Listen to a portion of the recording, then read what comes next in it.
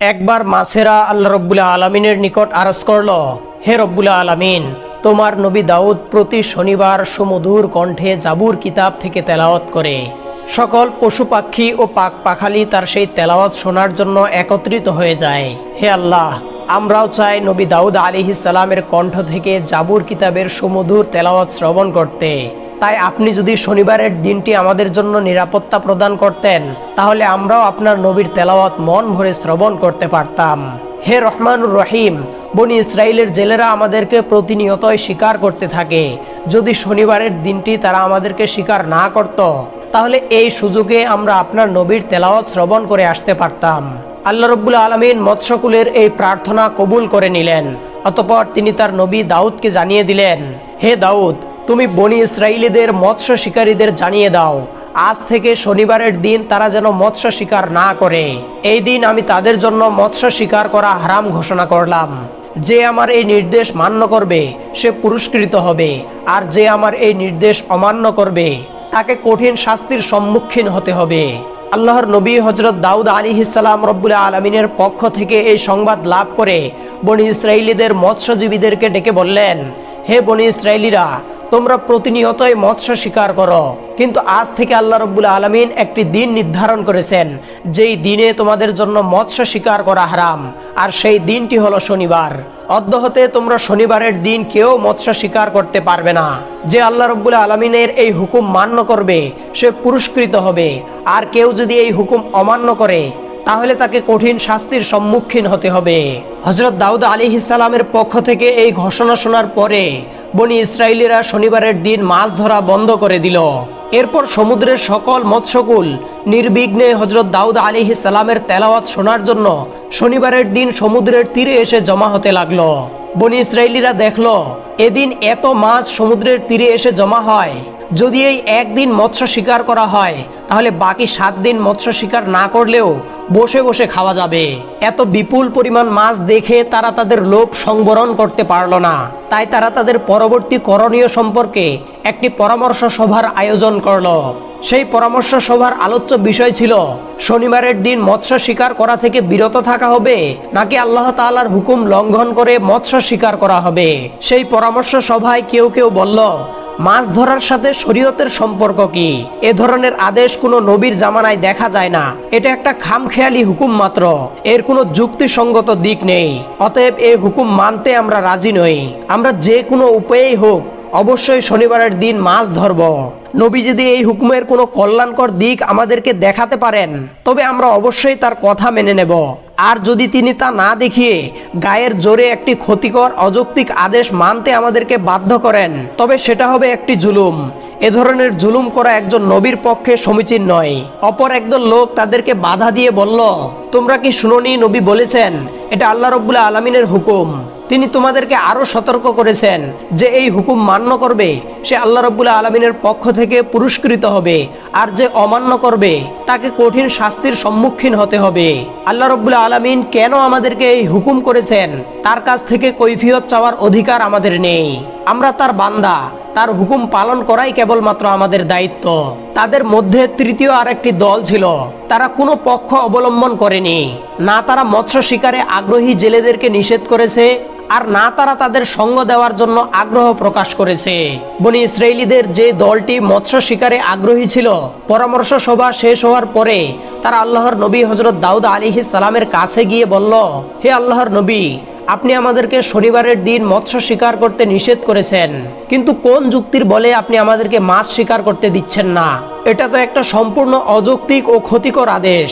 দয়া করে আপনি আমাদেরকে বলুন এই আদেশের মধ্যে কি কল্যাণ নিহিত রয়েছে।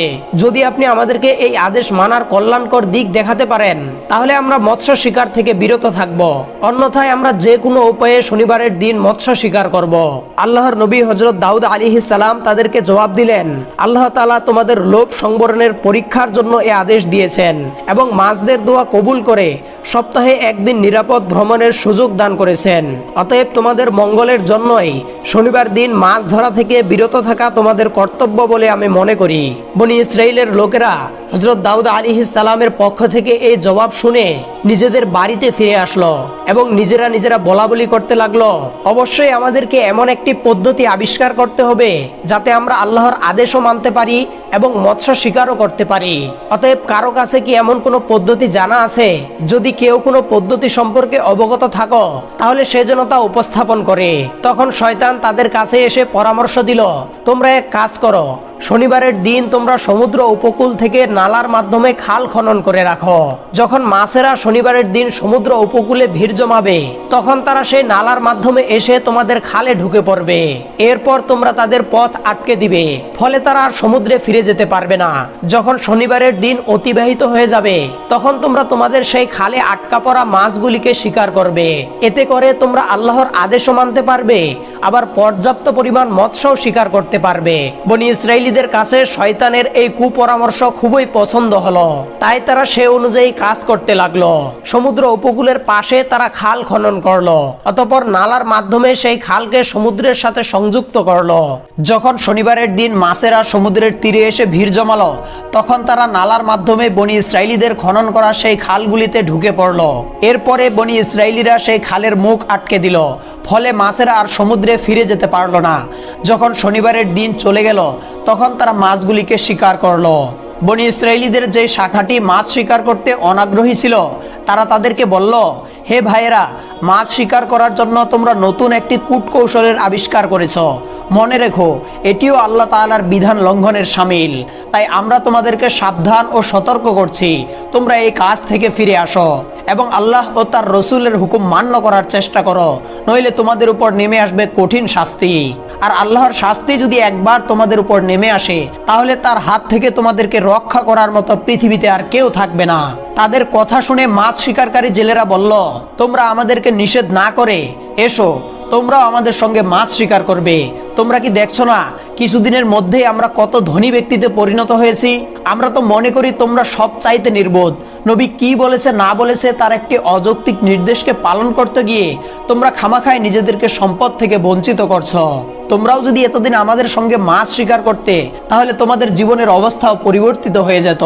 যখন অবাধ্য বনি ইসরাইলীরা নেককার বনি ইসরাইলীদের কথা মানল না তখন তারা তাদের ঘরে ফিরে আসলো। আর যারা সারাদিন মাছ ধরছিল তারাও মাছ ধরা শেষ করে রাত্রিবেলায় নিজ নিজ ঘরে এসে বিশ্রাম নিতে লাগলো। ভোরবেলায় যখন নেককার বনি ইসরাইলীরা ঘুম থেকে জাগলো তখন তাদের কাছে সবকিছুই কেমন যেন নীরব নিস্তব্ধ মনে হলো। কারণ অন্যান্য দিন এমন সময় সকল জেলেরা হইচই করে মাছ ধরতে রওনা করে, কিন্তু আজ তাদের কাউকে দেখা যায় না। এ কারণে নেককার বনি ইসরাইলীদের মনে সন্দেহের উদ্রেক হলো। তাই তারা জেলেদের অবস্থা সম্পর্কে জানার জন্য তাদের বাড়িতে গেল। সেখানে গিয়ে তারা যা দেখলো তাতে তাদের ধমনীর রক্ত চলাচল বন্ধ হওয়ার উপক্রম হলো। তারা দেখলো একদল বৃহৎ আকৃতির বানর মাটিতে পড়ে গোড়াগড়ি খাচ্ছে। যখন নেককার বনি ইসরাইলীরা সেখানে গেল তখন বানরের দল এসে তাদের পায়ে পড়ে হাউমাউ করে কাঁদতে লাগলো। সাথে সাথে কিছু মেয়ে লোক এসে কাঁদো কাঁদো কণ্ঠে নেককার বনি ইসরাইলীদেরকে বলল, আমাদের পুরুষেরা আল্লাহ ও তার রসুলের হুকুম অমান্য করে ইবাদত করতে না গিয়ে মাছ ধরতে গিয়েছিল। তোমরা তাদেরকে বারবার নিষেধ করার পরেও তারা তাদের লোভ সংবরণ করতে পারেনি। ওরা আল্লাহ ও তার রসুলের উপর ঈমান হারিয়ে যে কাজ করেছে তার প্রতিফল হিসাবে রাত্রিবেলায় ওদের রূপান্তর ঘটেছে। ওরা সকলে বানরের রূপে রূপান্তরিত হয়েছে। মাঝে মাঝে তারা একটু একটু কথা বলতে পারে, বাকি সময় কেঁদে কাটায়। এখন আপনারা দয়া করে নবীর নিকট গিয়ে ওদের পক্ষে ক্ষমা প্রার্থনা করুন, না হয় আমাদের বাঁচার আর কোনো পথ নেই। নেককার বনি ইসরাইলীরা বলল, তোমরা এখন নবীর নিকট গিয়ে আমাদেরকে ক্ষমা প্রার্থনা করতে বলছো, অথচ সময় থাকতে এই বিষয়ে আদৌ খেয়াল করনি। আমরা বারবার তাদেরকে আল্লাহ রাব্বুল আলামিনের শাস্তির ভয় দেখিয়েছিলাম, কিন্তু তারা আমাদেরকে তুচ্ছ তাচ্ছিল্য করেছিল এবং তারা আল্লাহর শাস্তিকে পরোয়া করেনি। যাই হোক, তবুও আমরা তাদের ব্যাপারে নবীর সাথে কথা বলবো। এরপর নেককার বনি ইসরাইলীদের সেই দলটি নবীর কাছে গিয়ে তাদের ভাইদের অবস্থা সম্পর্কে জানালো। হযরত দাউদ আলাইহিস সালাম তাদেরকে বললেন, ক্ষমার মালিক আমি নই, ক্ষমার মালিক একমাত্র আল্লাহ তাআলা। ইতিপূর্বেই আমি তাদেরকে অনেকবার নিষেধ করেছিলাম, কিন্তু তারা আমার নিষেধাজ্ঞাকে মান্য করেনি।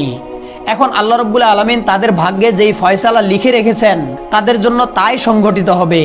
এরপর বনি ইসরায়েলীদের রূপান্তরিত সেই বানরেরা মাত্র 3 দিন জীবিত ছিল। 3 দিন পরে তারা সকলেই একত্রে মারা যায়।